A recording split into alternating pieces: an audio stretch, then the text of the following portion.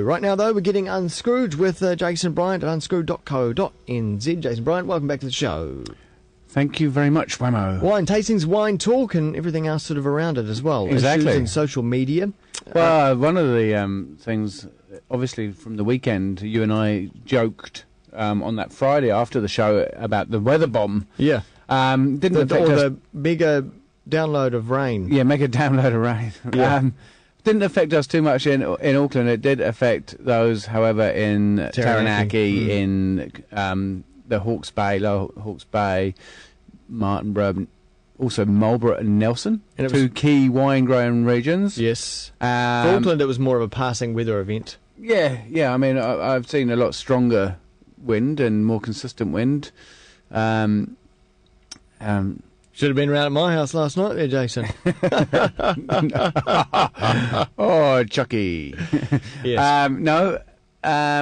For the wine industry, obviously, there is talk with a cool November and flowering period, a long, kind of wet, miserable summer, that there's a reduction of yield by up to 30%. Obviously, that impacts on the local wine scene. We're likely to see price rises. Mm-hmm. We're likely to see the disappearance of third labels, kind of third-tier labels. Yeah. Because a lot of wineries have got these third, sometimes fourth labels that they've got excess juice, bulk juice. They don't want to really kind of bastardise their own premium brands. Put it in a flashy bottle. They put it in a bottle with a funky label on, and someone, either a supermarket sells it or they get rid of it somehow, it goes into black market, whatever. So hopefully we'll see those labels disappear, and we'll just have the premium labels representing that winery and that brand. So I expect to see that. Okay. But the price rise, obviously,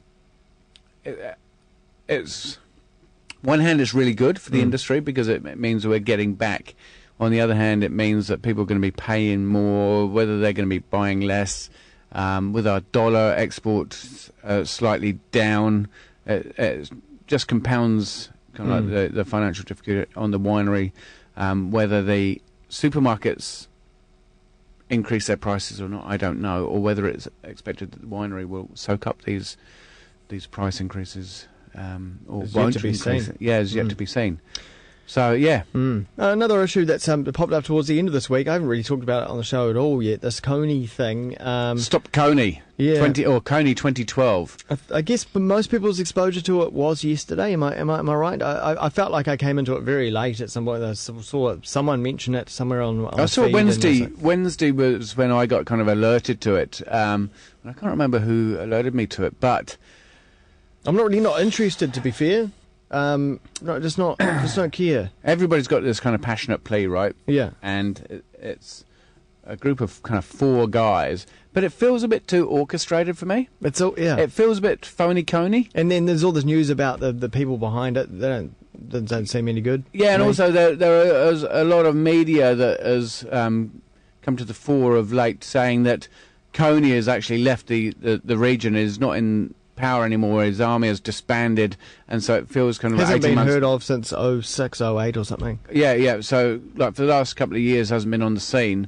But I mean, they've got this massive wave of support to put troops on the ground, and this is my worry. It's kind of like stealth invasion. I just think it's a lot of wasted angst on this side of the world, or people getting up in arms about it. I mean, the authorities know that he needs to be captured and whatever, so that'll happen. I think there's far more worthy things here in New Zealand. Oh, absolutely. I think that I've just been asked to kind of participate, albeit in the wrong country, to this Kony thing in April in London. Ain't going to work, and not really interested. I do feel. Because sorry for the London's got bigger problems. All these people have got bigger problems closer to home to worry about. It's quite nice that you get the sticking plaster, you put a band-aid on it. It's like the magician's trick, right? You create a diversion over here with one hand, and then you sleight of hand over here, right? And no one really notices what goes on with the other hand, and then you all of a sudden bring it back, and wow, there's the magic. And it feels a bit like that. The problem with social media, of course, there are a lot of worthy causes out there, but it's whoever makes the most noise. I mean, they've got this really high production video. Yeah. They've got all these stars, and the foundation, the Invisible Children Foundation, only spent like 33% of its gross charity donations on helping people. As well as kind of like Oxfam and those guys are up at 98%. And so kind of there's this real disparity between kind of how much money that they're getting and how much they're giving away to the cause. So I worry a bit about that, but there's a whole lot of propaganda. Well, there's also issues with taking sides. I mean, it's good to help the children and stuff, but there's also issues with taking sides in Africa because the situation in most countries there is so complicated. Yeah, absolutely. And both sides have, it's not black and white. Exactly, so... there's that. I expect to see that kind of fizzle out unless it's really government driven, which I suspect it possibly is, and certainly kind of convenient. That's the way I see it anyway. But I guess we've played our part just even by talking about it. Exactly. So anyway... Open a bottle of wine. Let's chill out and relax. Open a bottle of wine. It's Friday after all. Yeah. Now what? Gee, can you smell that? Not just yet. Hasn't reached me. Bosque pear. Okay. Bannockburn, Central Otago, Pinot Gris, 2011. Yeah. Now, I thought that kind of March would be kind of Pinot Gris kind of time. It's a bit colder than what I thought out there, so that surprised me for one. I thought we'd still be having this kind of long, hot Indian summer. Little did I know. Yeah. This is Central Otago from Bannockburn, and I think that for me the aromatics from Central Otago are going to be the premium white wines or wine styles and varieties of that region, not necessarily the Pinot Noir. You normally associate, say, Bannockburn with Pinot Noir. Yeah. Pinot Noir, and a lot of Central Otago Pinot Noir hit the world stage a number of years ago, but it's their whites that really excite me, especially the Pinot Gris and the Riesling from down there. So, I'm and obviously even Rockburn are known for their Pinot Noir, and sit there in kind of Cromwell. Yeah, but I get kind of ripe yellow orange peach. Also, I get that kind of that pear character comes spilling out the glass. And then there's almost a bit of savouriness right at the back. If you smell or sniff for long enough, you get a bit of savouriness.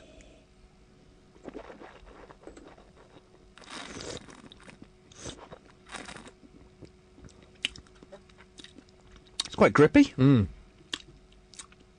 It's quite grippy. Lots of sweetness. Lots of fruit sweetness. Little bit of acid. You get almost a bit of kind of apple at the back. Quite short?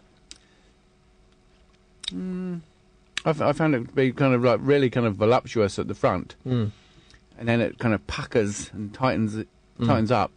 And then you get that kind of golden delicious apple character at the back. And that's what I'm getting right now. You don't get the kind of sense of minerality that we normally expect, given that kind of raw, rugged, kind of aggressive scenery with generally quite smooth, aromatic, perfumed kind of wines. And it's that juxtaposition between the scenery, what you get, and the smooth, silky wines that I really like, both in red and white. Do you like it? I like it. It's nice. I like it. I think that kind of along with kind of shellfish and classic kind of whitefish dishes, I think it'd be perfect. Yeah. Yeah. Points score. 88. 88? Yeah. It's a 2011. Could you keep it round? You can keep it over the next kind of like 3 years, I guess. Kind of like that's when it's going to be, between now and the next 3 years, going to be drinking best. Often we think about Pinot Gris as being quite like a Sauvignon drink now. So sometimes they do develop really nice characters, secondary kind of characters, and make for pleasant drinking. All right. So, yeah. Excellent. Well, for more wine videos, wine thoughts, and wine blogging, unscrewed.co.nz. Jason _Bryant on Twitter. Thanks very much, Jason. Oh, pleasure.